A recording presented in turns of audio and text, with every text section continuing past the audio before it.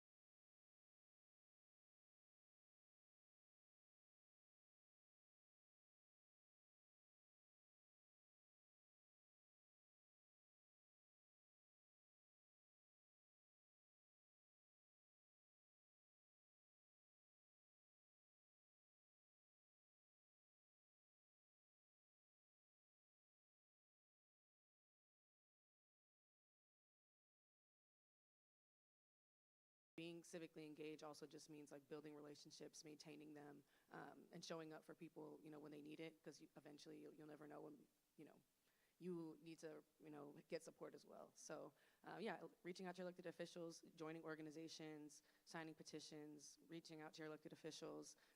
I think one of the main components of civic engagement is like, and the motivating thing to do it is like believing that it matters, and believing that like your voice and that has an impact. And so I just think, those are just some other examples. I feel like everyone covered it really well, and appreciate all those comments.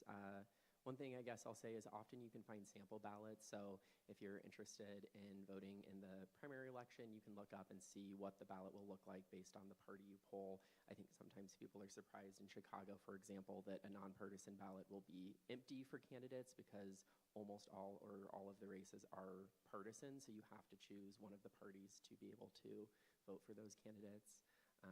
But yeah, appreciate that.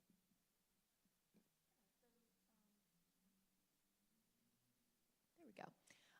Just kind of going off of that last question, do you guys have any suggestions for community-based solutions specifically? I can take a step on that. I think back to the first things what we mentioned is like, for the community is, your community is not just your house, it's the whole block. Make sure that there is an understanding, that there is a communication. I think Freddie mentioned, know who's your neighbors, know what they need, are they impacted or not. Not necessarily go like, hey, are you undocumented, of course. But like, understand the circumstances that the community is living in, and that there is like some type of leadership that requires a little bit of organizing in that community itself. That, okay, we talk about among ourselves as neighbors, okay, if something happens, how can we react and create those safety plans and these emergency plans of, if something happens in this neighborhood, how can we react to it? How can we, deal with it, and how can we come back from it? I think the first one is like, again, community watch. Make sure that there is eyes on the streets, that if something happening, make sure that we notify it. To train somewhat, like at least someone in that community needs to know like how to, take charge in a little bit in the circumstances, like not just, blindsidedly reacting to the situation, but to come into the situation educated with all the rights that they need to know. Because like, you don't want to come to an event and then you react and then end up being like also put yourself in danger. Like, we want our community to be as well safe as they are responding to crisis. So definitely, at least have one know your rights training in the community.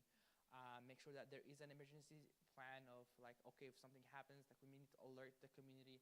I think there has been already a great tool that has been used in the community. That the whistles has been, became widespread tool in notifying the community, making sure that our communities are knowing.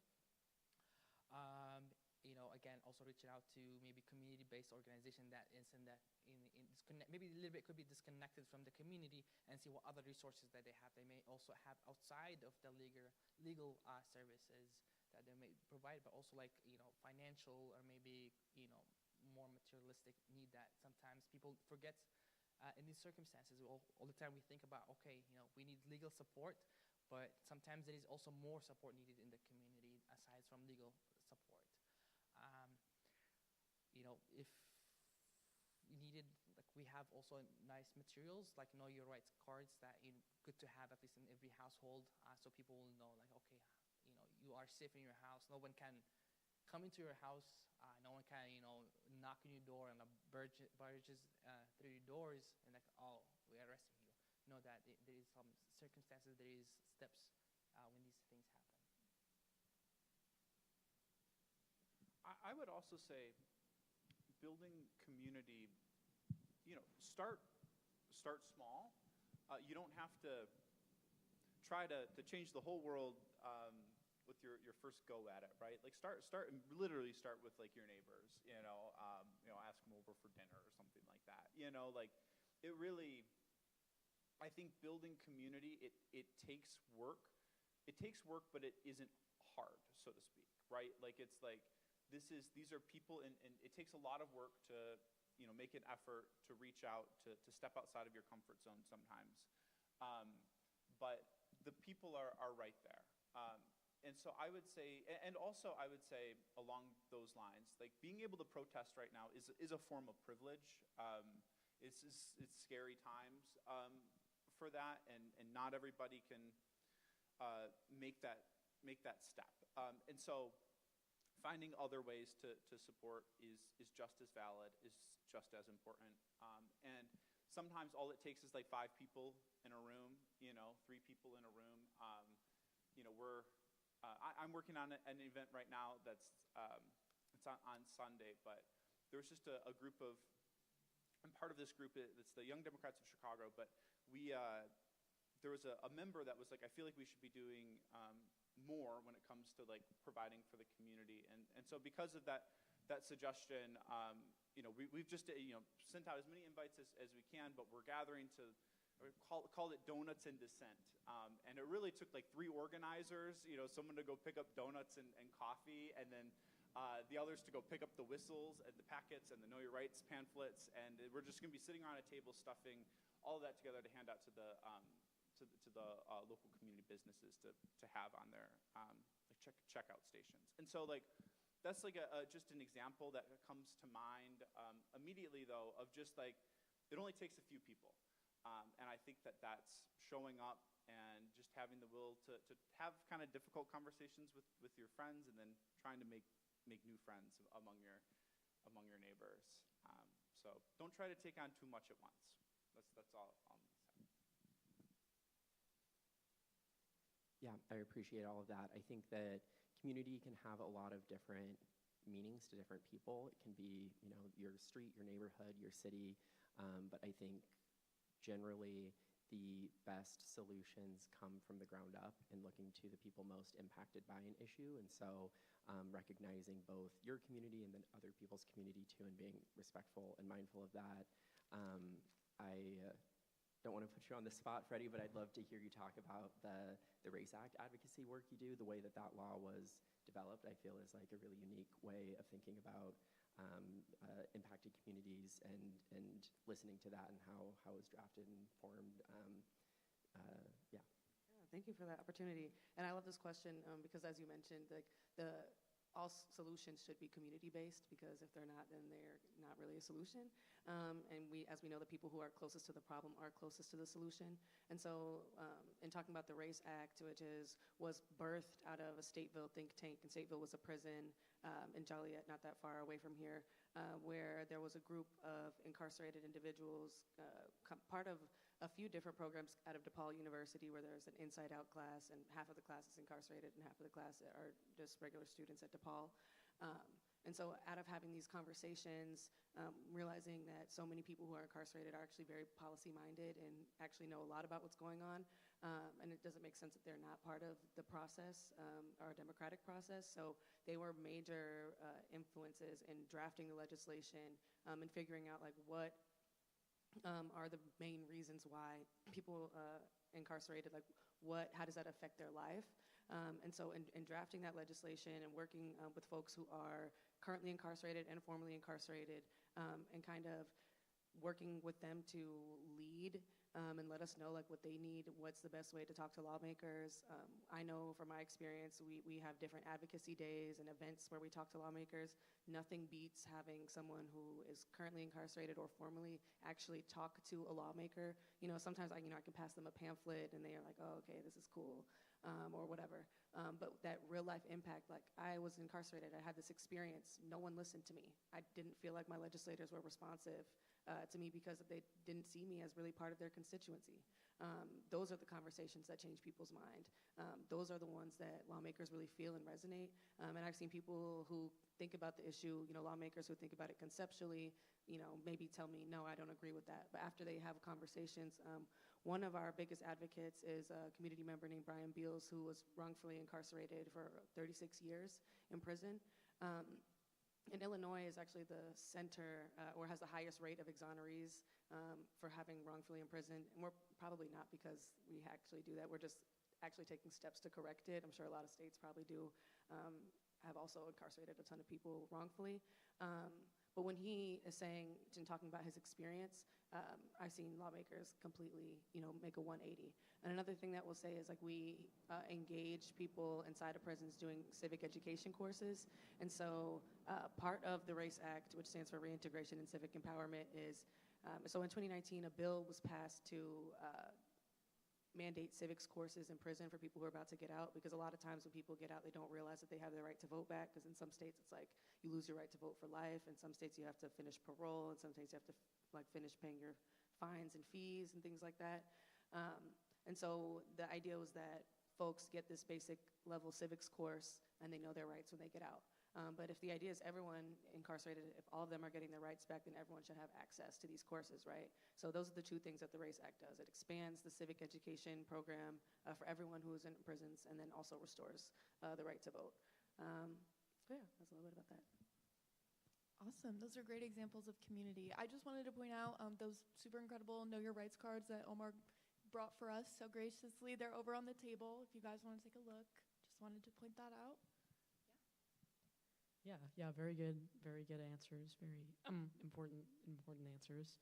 So yeah, I think something that a lot of people are thinking about right now is kind of the different branches of the government and what powers they hold. And specifically something in the news a lot right now is warrants.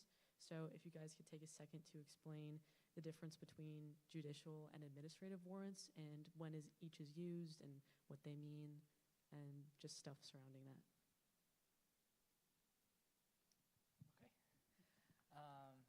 Yeah, I think that's a very good question and a good thing for people to know the differences. We have seen and heard about different experiences of people having at homes when facing with these judicial warrants or administrative warrants, and it's very, very key to know the difference, because that could be a life-changing moment. First of all, the judicial warrants are signed by a judge. So the judge, signs it, writes it, to an officer to go into spaces that are considered non-public, that can go into private. But these spaces needs also to be specified on the warrant themselves. So a warrant by itself does not mean like, oh, you have, or the officer or law enforcement officer has free range to go whatever they want and do whatever they want. They have to go to the specific address, to the specific person on a specific time, and maybe take specific things as evidence and not open for all. Whereas administrative warrants are just piece of paper, basically written by USCIS or Homeland Security agent, to arrest somebody as long as they see that person. But they do not give the authority for any, let's say, federal agent or any law enforcement actually to go into somebody's home. So when you talk about, we're at home, everybody, again, per the Constitution, everyone has the right to feel safe at home. And no one has the right to come in, break through your door for no reason or to arrest you unless they have a warrant, a judicial warrant. In the event that somebody, being knocked on the door by law enforcement, the number one thing that people need to know to do is to remain calm. And I think that's a lot of people they freak out, and then they end up not thinking straight and falling into mistakes. So stay calm, and then do not open the door. First thing you can have to ask is, do you have a warrant? And if they say yes, ask them to show it to you. Don't open the door again. They can slide it under the door, through the window, or put it against the windows for you to see it. And when you see that paper, make sure that you see the information. That first thing it says, is the document is written by a judge. It should say, for instance, the United States government versus the individual. It should show the signature of the judge. It should say like keywords such as order on it. And then key points is to look at the dates. Sometimes ICE agents can be tricky. Do not, just because they're law enforcement agents, they're going to be honest as well with their job. They'll try to trick people. So make sure that you see the dates, because sometimes they will come with like a copy or outdated paper just to have you open the door. Um, so don't take the candy from the stranger. But look at make sure that the information on the document is correct and it matches the address. Sometimes if, let's say, the right name but the wrong address, that makes the form is invalid. So you don't have to open the door for them. They can do whatever they want. Make sure to record the incident, of course, all the time. Any interactions with any law enforcement, make sure to record it, take videos, take photos. Somebody's recording you if you can't, just to make sure that there is evidence. If it's an administrative document, administrative warrant, then you have the full legal authority to not open the door. You don't have to open the door. So like, I'll contact my lawyer, have him contact you. If they have if they don't listen to that and then they start, breaking through the door, then you are within your rights to record them. Of course, like, you can't do much about that moment, but you can record, because that interaction will be considered illegal by the law enforcement, and then that could drop the case against you. I don't know. Kind of, you want to add more? You covered it really well. I emailed Omar earlier today because ICER does really wonderful trainings on these subjects, and I attended one of their Know Your Rights trainings, and I would really encourage anyone to do so just to be informed. And so you did a great job covering it all. I think that it can be intense or stressful in the moment, of course, and I think it's helpful to be informed for yourself, but also so that you can then share that information with other people as you come into interaction with them. I think most people hear warrant and just kind of default to thinking you have to, open your door to things like that. And so it is really important to know what to look for, the details on a judicial warrant specifically, which allows officers to enter a specific space at a specific time as opposed to administrative warrant. Also a couple of things to add. Thank you for reminding me. A couple of things also, like a very important things, is to learn the different branches of the law enforcement agencies. We have seen, again, using ICE a lot because they have been around. ICE agency officers, they will be wearing like vest says police, or different law enforcement brandings. So it's always important to know the differences. Know the differences between the badges. Different law enforcement agency will have a different badge or star, or the signs. So whenever they have the interaction, you have the right to ask them, like, what law agency are you? Show me your badge. Take the information of that person, just to identify who you're talking to. Because you don't want to give your information or like give too much information for somebody who might not need it, even if they were law enforcement. You want to reduce as much as possible the information that you want to provide to law agencies or law enforcement officers, to keep yourself safe. And again, make sure that you're looking at it's very, very important, because we have seen it happening where ICE agents will come in with outdated and expired or wrong documents, trying to convince people that this is a judicial warrant, where in fact whether it's invalid or it's a wrong, empty form, just because in the spur of the moment, the person might panic and open the door, and that's how they get you. So it's very, very important to look at these key things. Make sure that the name, the date, and the address are correct. And I think law enforcement agents, when they come to administer these, or ICE agents, will come during the daytime. They will not come during the nighttime, because most of the time these warrants are expired by nightfall. Is that correct? Yeah, thank you so much. I think it's really important for everybody to recognize not only the differences in the branches of government and their powers, but also the different government agents that they then encompass. So, does anybody else have anything to say on those points? Okay. All right. So, kind of going back to those community-based solutions and different organizations students can join and such. If students join any protective ally groups in protesting, documenting, keeping neighbors safe, what rights do they have within those groups?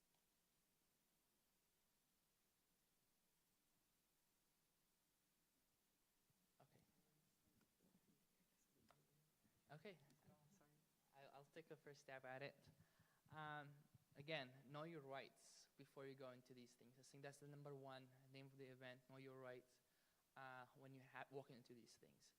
You have plenty of rights that guarantee your protection and your safety, not just as an individual, but protecting you from law enforcement agents. When you go into these circumstances, make sure that you have safety plans ahead. Know what are you stepping into. Make sure that somebody knows where you are or where you're going. Have a buddy system always when you go into these events, because you don't never go to places just to be an ally or being supported by yourself. Because at that point, like, something could happen to you without anyone knows. Make it difficult for people to find you. So if you go, make sure you take somebody with you or somebody knows like where you're gonna be, just in case to keep track of you. Know your rights. And some of your rights it is within your legal rights to record the interaction. Make sure that you are in a safe distance between you and the officer. Also, you don't want to be antagonizing the law enforcement agents, officers, by being on their face. Make sure you can maintain like a good safe distance between you and them. Make sure you're recording everything. Make sure that if, let's for instance, they come in and they antagonizing you or they're trying to arrest you, make sure they ask them like, hey, am I being detained? Am I free to go? You don't have to give them too much information about yourself. You don't have to give them any information. In case of if you end up being detained, it's good to know that you have rights to protect you at that moment. You have the right to remain silent. You don't have to tell them. You can tell the officer, like, I would like to practice my right to be silent. I don't want to say anything. You have the right to legal aid. Just another thing about legal aid, in case like immigration officers or being deported, like the legal aid, you will have to get it. The state does not provide that, so that's something you will have to get yourself. But for instance, in other instances, like being arrested being as an ally or being at these protests or being at the Migra watches, and you being arrested, you have the right to remain silent. You have the right to attorney, and most importantly, also for undocumented people, you have the right to refuse to sign any papers you don't understand. And I think that's a very other key thing to remember, that sometimes, again, like they'll say, oh, sign this paper, we'll let you go. Don't sign it. If you don't understand it, don't sign it. Ask for a lawyer. Ask for an attorney to help you. Say, I don't understand this document. I need someone to help me understand this document. They should provide you with legal aid to help you understand the documents, because, again, they are not trustworthy. I want to make that known, that they can trick you into signing documents that maybe help in self-deporting yourself without you knowing, or relinquish already safety measures that you already have, documentations that you have, then they maybe have you sign. We have seen this happening where they have people sign documents to relinquish their green cards, permanent residency documents, without the person knowing, just because of being intimidated by fear to sign these papers. So make sure that you remain silent. Make sure that in case of you being detained, to ask for an attorney. Make sure that you don't sign any papers. And in case of they tell you, you ask them, like, am I free to go? And if say you are free to go, just calmly walk away. Don't say anything and walk away. Unless then you're being detained, then we go back again to the first things we have mentioned about, about the rights you might have. I will say that I want to just echo what you said. I think there's a lot of discourse about whether or not people are allowed to film or, ICE agents. That is a right. And I think that when we talk about rights, know that, like Omar said, just because you have the right doesn't mean that they necessarily respect it, but on the back end, it can still help you. I was listening to the radio on the way here, and they were talking about, saying that if you are impeding law enforcement, then you don't have the right to do that. But there's not really a line in the grass about what defines impeding or not. And so we know that we're in a federal government that is sympathetic to and ordering these things. So I think just being aware that you do have these rights, even if they tell you that you can't, I think the more that we stand in the rights that we have, the less that they are able to like enforce a power that they actually don't have.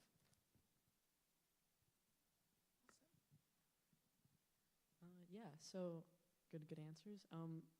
Columbia and Chicago in general have very high population of international students. So we were wondering, what should international students be aware of right now, specifically with being here on visas and that kind of stuff, and then also if they do want to engage in kind of like community-based action and safety groups and that kind of stuff, what should they be aware of right now?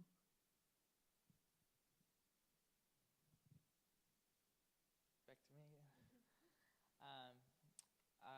I think the most important things for international students to know is that the United States Constitution protects everyone, or the Constitution applies for everyone on the land. So whether you're an international student, you're being undocumented, or you're a citizen, you have at least basic rights protecting you as being on the soil. So again, you have the right to remain silent in case of something happens.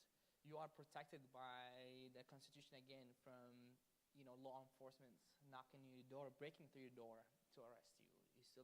These rights also apply to you. I think like the one thing I would like to add to that is, which is unfortunate that we have to do these steps, but it's good to have some forms with you, documentations on you all the time, in case, especially if you're also politically active on the street at protests or even on campus, is to make sure that you have documents that shows that your documented status, or like some form of maybe the visa, photo of the visa, or your passport's on you,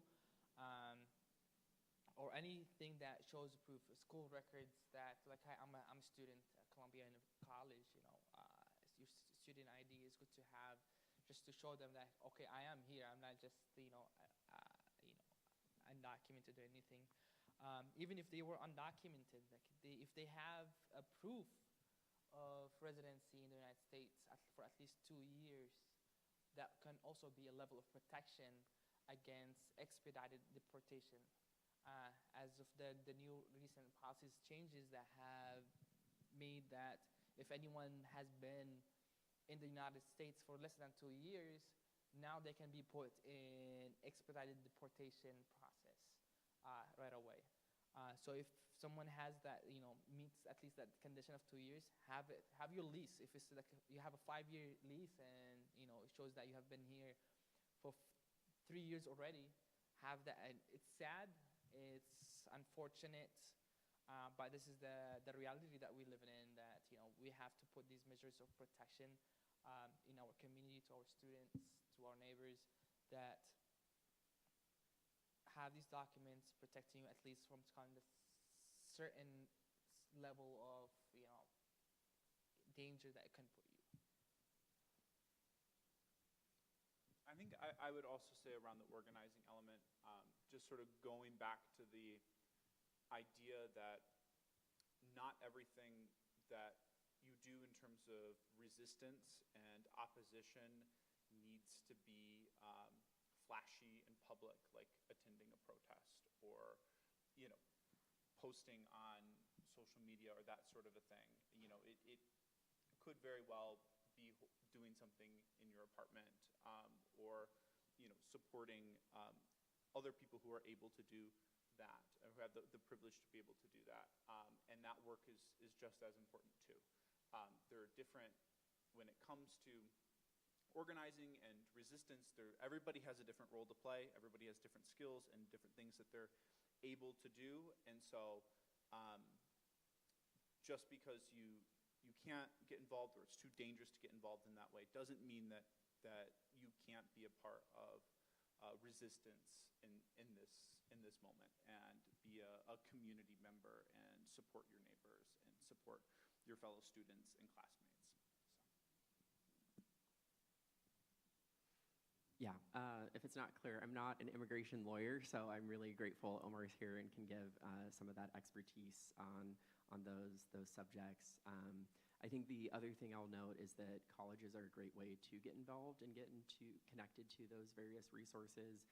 both with student activism and engagement, but also student groups to get connected with, would just be the other thing that I'd mention. Yeah, I'll add that, like what Tyler said, different people have different privileges to be able to participate. And the reality is that this administration is targeting students that are engaging, and international students that are engaging in acts of resistance. And so I think that they want people to be scared so that they don't do things. And I think that puts responsibility on those of us who can participate, to know that like our voice matters, that we have to speak up for our international fellow students and just community, because they have a lot more to lose, but we can't necessarily let that fear, stop us, the ones who can, at least not fear deportation, to really step up and be accountable to our fellow community members, because they really need it right now. I just want to ask, is there anything that students should expect from their institutions in terms of support or even just making information known? Do you guys have any thoughts on that? I come from a student activism background as well. So schools do have the obligations to protect their students. I think that should be a number one priority for any institution, educational institution. You have students that come into your institution to study and learn without even thinking that they will need to worry about their safety. It should be already given that I'm going to be in school, I'm going to be safe. So different schools, sometimes have different policies and protections. So a school's priority should be, of course, again, not admit,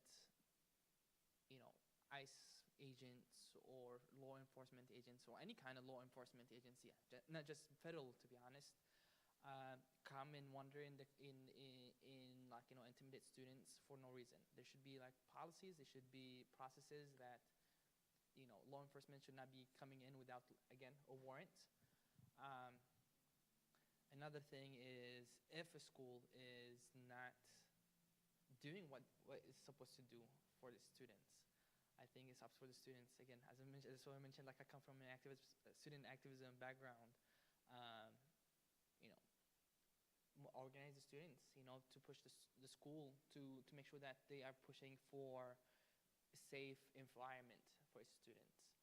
I know there has been already a lot of bills, again, in Springfield that advocates for the protection of students, whether it's a college campus or a high school or any, elementary school in the state, to make sure to regulate law enforcement's access to students and students' information. I would add to that too. One of my favorite quotes is by Speaker Pelosi, and she says, "Know your power.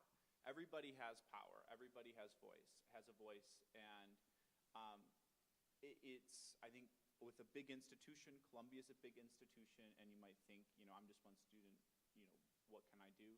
But you do have power, you do have voice. And I would say that you should expect all of those things, and you can be the one to, if you're not getting what you feel like is due from your institution, your school here at Columbia, then, I was in student government, so I got a plug, join student government. But also, I would say, talk to the administrators, and actually say, this is what I think should be done. People are rational, if you have something to say and, you're educated on the subject and this is something you're passionate about, people will listen to you. And I think that's also true for legislators as well.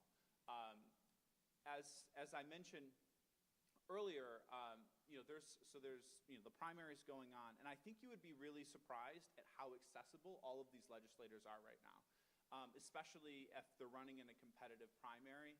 Like, they want to get to know you because they really want to earn your vote, because it really counts in this election. And so, that's a good spot. Know your power, right? Know that you can ask them. You can have demands for them too, and be respectful, in how you frame it. Go about it as a conversation. Ask them questions. What are your stance on this that's interesting. Tell me more about like why you believe that. This is what I think. Um, I would say like I feel comfortable occupying space, and you belong in those spaces. Public servants are there. They're called public servants. They're there to serve you, the public.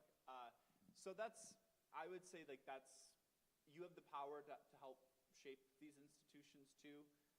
So yeah, I would just say that, and especially around these primaries, the elected officials are very accessible right now. So get a group of friends and go to a forum, or go to a coffee chat, and just ask some questions.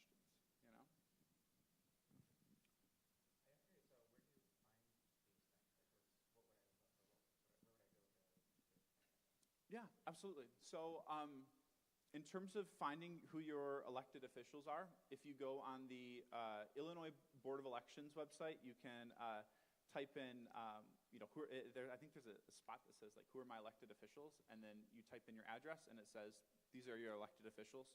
From there, you can search their name, and on their website, they often have like an events tab. They also have an important thing to know though, and I think that people don't necessarily realize this.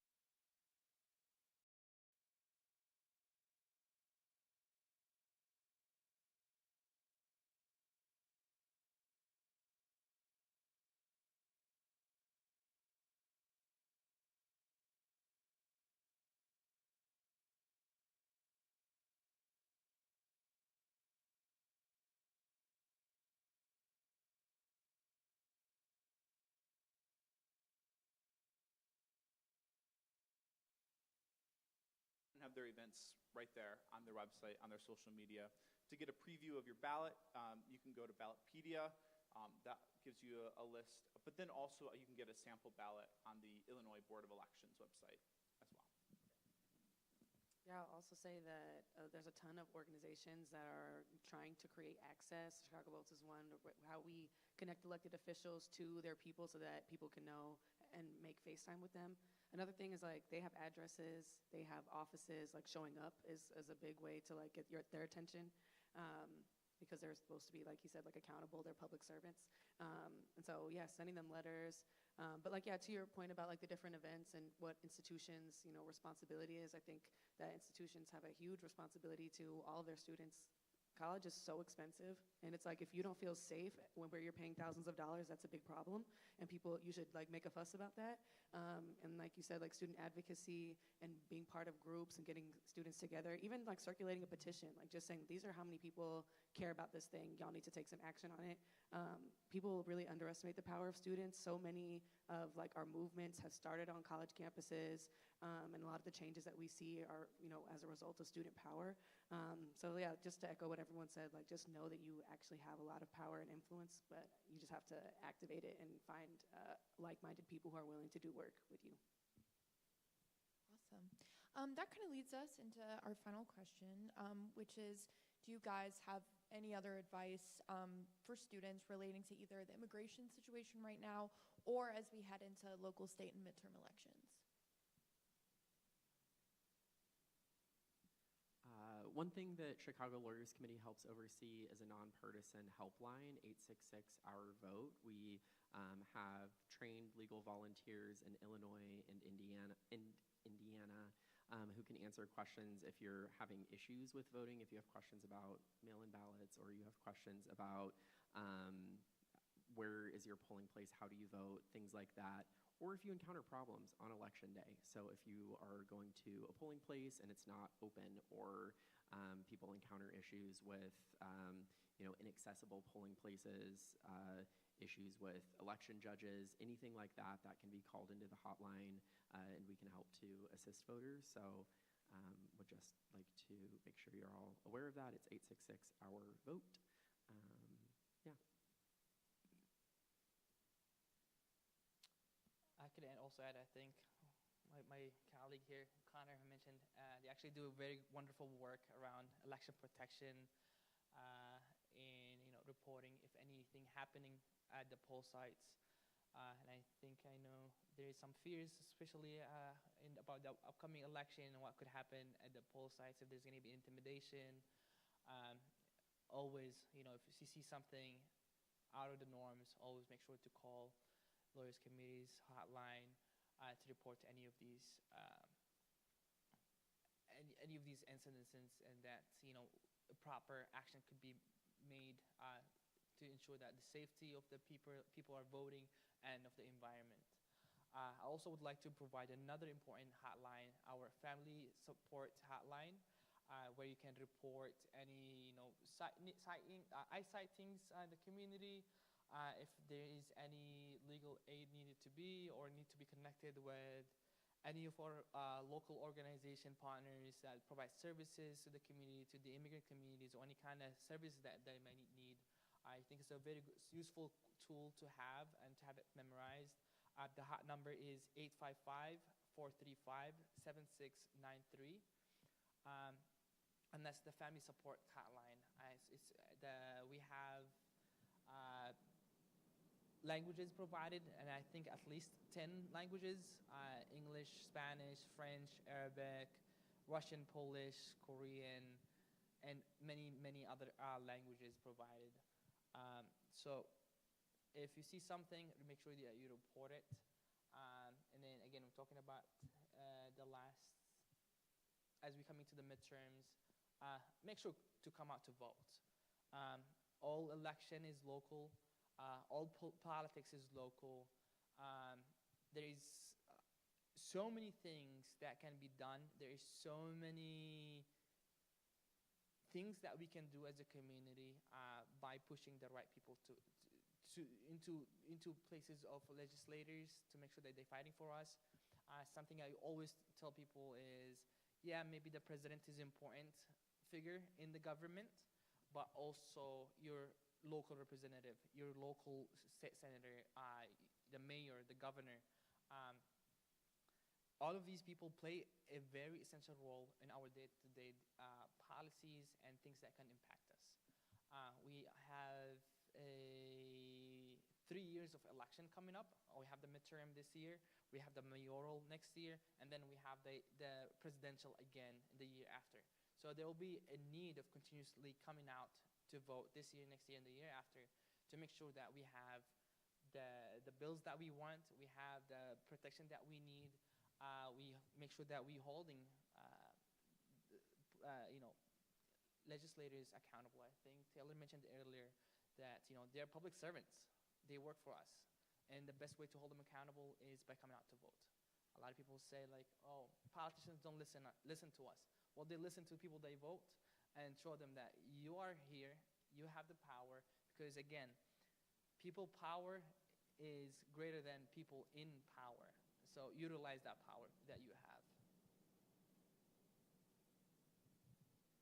Yeah, I mean, I agree with everything here. And I would say, like, even outside of elections, call, if there's you hear about we're seeing this a lot in, like, the National Congress. If you see, like, a bill or something like that, or an aspect, a part of a bill or legislation that scares you, that you disagree with, like, actually call your representatives up. Like, call them up, like, be like, hey, I do not support this. And I think one thing that people don't realize is that, like, they actually do listen to those, like, phone calls. It might not be the representative that you're speaking with. It probably won't. And that's totally okay, because there's a staffer or an intern that's, like, making note of all of the people that are calling that day and saying, okay, these are all of the people that are for this bill that called to say, oh, I'm supporting this. These are all the people that called that they were against this bill. These are all of the issues that were called about today. And it goes into a memo that then goes to the representative when they look at it. And they actually look at it. And so I would say that, like, knowing this outside of the election time is important too. And I think that we are often made to feel powerless in this system that we're under if you don't have money, if you don't have family connections, but you do have a voice, and your voice is powerful. So do your research, be an educated voter, and get your friends to also vote. I think tell 4 people. Make sure you're voting. Some people text, be like, hey, show up to vote today. March 17th. March 17th is the primary. Early voting is in Chicago at least is open. And if you're a student, you can, if you're really unsure, you can vote in Illinois. If you're a student here, you can use your dormitory address. You have the ability to choose if you want to vote at home, if you're not from here, or vote in Chicago where you live. So have a plan, and yeah, make sure to show up. Yeah, I just want to share some resources. ChicagoVotes.com, we create a voter guide every year where we cover, just basic know your rights, know how to cast a ballot, what you need to take. It has information about the candidates. It has different information that you might need. Also, some other references that they mentioned. Ballot Ready is a great website and resource, so you can just go and type in your address. It'll give you a sample ballot, so you can kind of fill it out beforehand, and you're able to take that with you to the polls to expedite the process. Ballotpedia has tons of great information about the candidates, who endorsed them, the districts they represent, if they have any political history, things like that. So there's a ton of great resources. Some of them are partisan, some of them are not partisan, and it's up to you to decide which is the most aligned with your values. I really like what Tyler said about bring your friends with you. Last time for the presidential election, I literally rode around and picked up my friends, and we all stood in line and voted together. It turns it into something fun. We stood in line for 3 hours, but it was still fun because we were playing games. I was talking to people in line. So you can turn it into something that's fun and enjoyable. Especially, I targeted my friends that I know that if I didn't pick them up, they wouldn't go to the polls. And so, yeah, just having conversations with your friends and family, making a plan, and don't wait to the last minute. Chicago and Illinois is super great. I know Connor knows because they work in Illinois and Indiana. We have a lot of laws that try to give people as much access as possible to get to the polls. So definitely take advantage of that. Early vote, drop off your mail-in ballot. There's very few excuses to not participate. So. Well, now we just kind of want to, oh, yes, Teddy.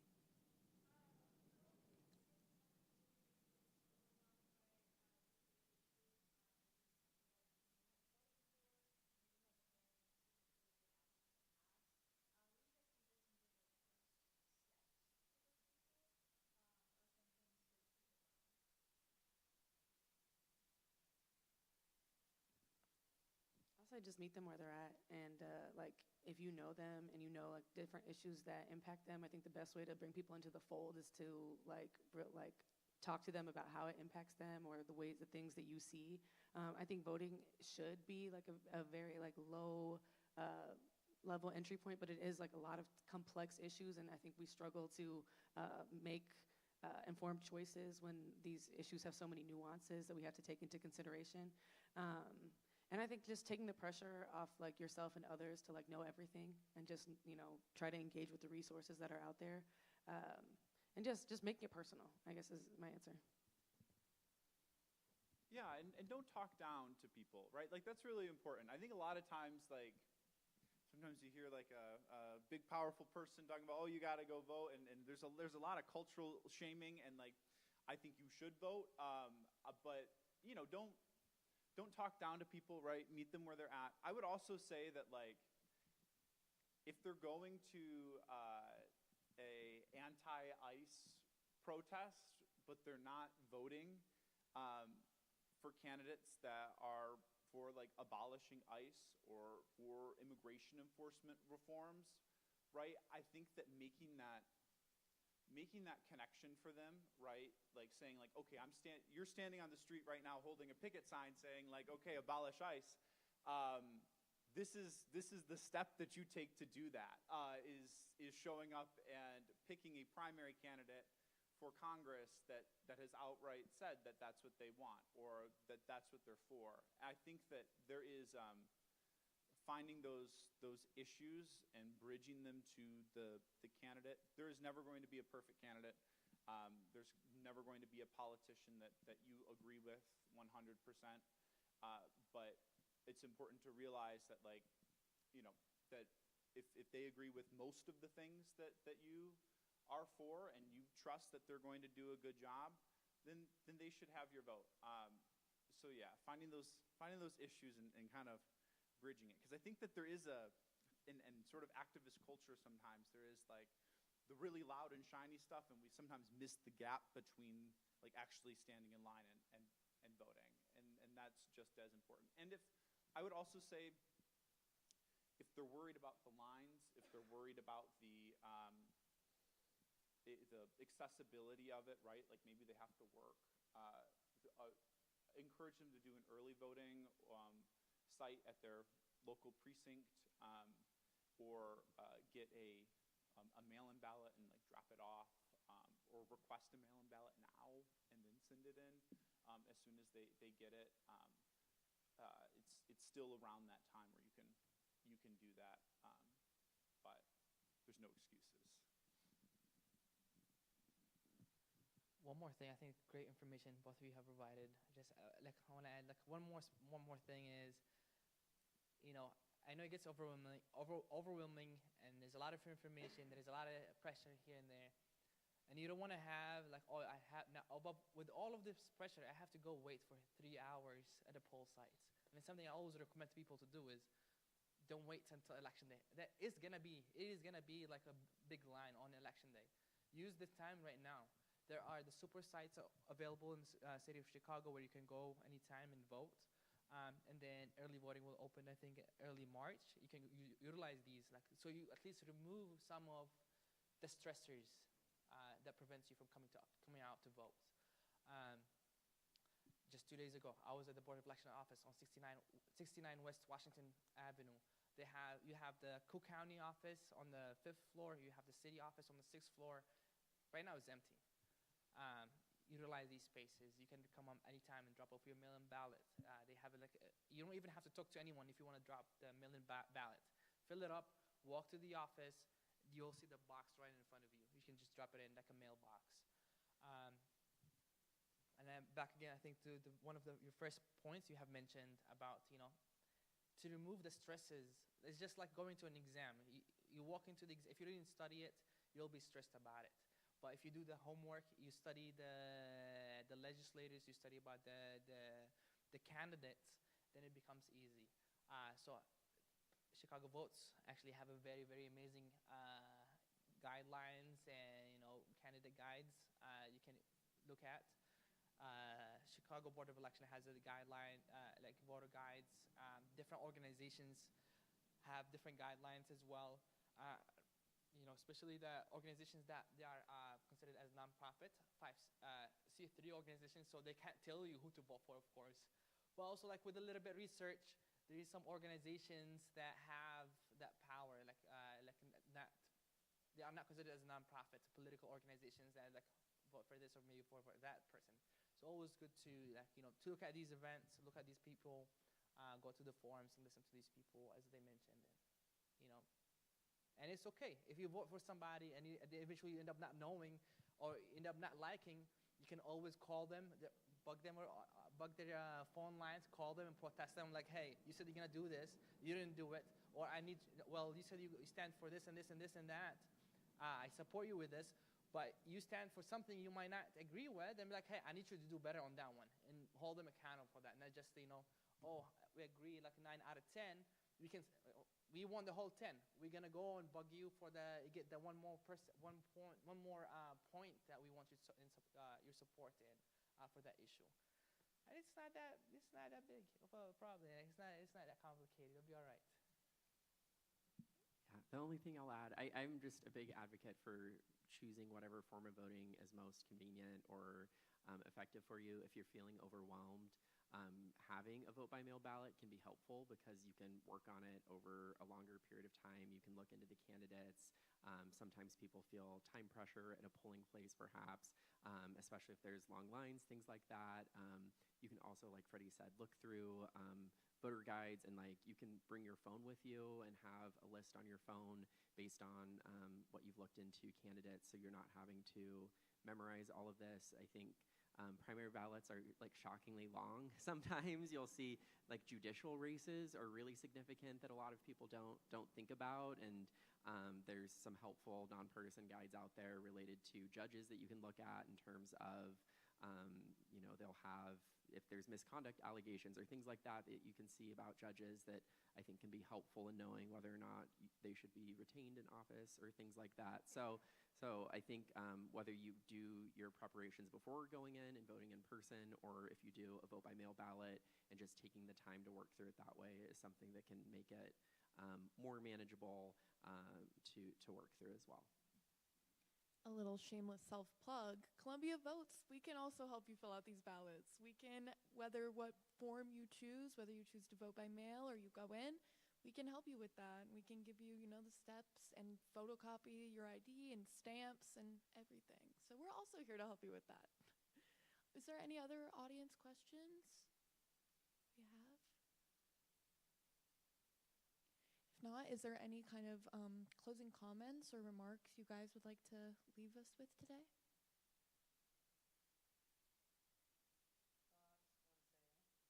Thanks, y'all, so much for having us. I'm so grateful to work with all of these people. They're all doing amazing work. Lawyers to Community, ICER. Elections come around. Like you mentioned, there's some this year, next year. It's always a relevant and timely issue, which means that all of these people are always very busy and doing a lot of things. And so I think that engaging with the organizations that do that and going to their events shows them, gratitude and keeps us, engaged in the work and keeps us motivated. So thank you so much for having us. This was a great event. Well, thank you. We really appreciate you guys all coming. It was very grateful. Yeah. Any question?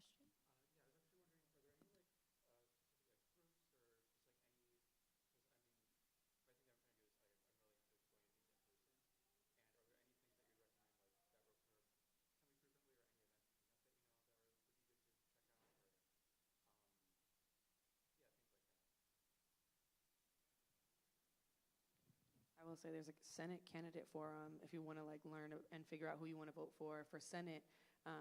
It's happening at Rainbow Push headquarters. I don't know the address, but I can follow up with you after. And the top 3 Senate candidates will be there, and they're going to be asking them questions. That's at Saturday at 1 o'clock at Rainbow Push. Yes. So that's an event that's hosted by the League of Women Voters, and I forgot what the other organization is, but I would say find organizations that are in alignment with you and follow them on Instagram. They have so many, like Chicago Votes, Democrats, and they want to engage people in person because that's the best way that we build relationships with each other. Yeah, and or weren't you saying there's weekly Know Your Rights trainings?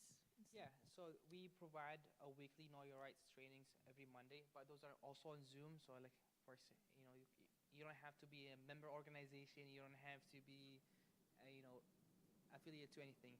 You can just sign up to the Zoom link, and then you can get the Zoom link to join on Mondays usually. Get all the information that you need. Most of the time, I recommend people, even if they attended one, they can attend another one in a couple months, because there's a lot of things changing. It's continuous change, different policies every week, every day, to keep up with the refreshers. Also look who's the community organization around your neighborhood, wherever you live. They have whether political forums or they have events coming up, and if they don't, they may be they are connected with another organization that does more electoral work that they connect you hey, you can attend this. On campus as well, I think Columbia Votes probably connected as well with different organizations and different events on campus. I remember my times, I didn't go to Columbia College, but I know there's, as students, there's a lot of events coming up, connecting these, the campus life with the outside world, with the outside political game as well. So always keep an eye on these things. Yeah, and I would say at those events, just go to one, and you're almost certain to meet somebody who's a part of a different organization that's hey, come to my event too. We have this thing coming up, So talk to people while you're there. But I will say Chicago Votes, their events are very, very cool. I've been to a few of their C-Space events where with specifically for creatives and talking about issues with different creatives. and volunteered with them a few times. And so like Freddie's a great resource, and Chicago Votes is right here. And so I would say good place to start is right there. Are there any more questions? Okay. Well, I just want to thank you guys again. We really are super grateful you guys take time out of your busy schedules to come and talk to us. It's been incredible information. But yeah, thank you guys again, and thank you for coming. It's been an incredible night. So yeah, thank you.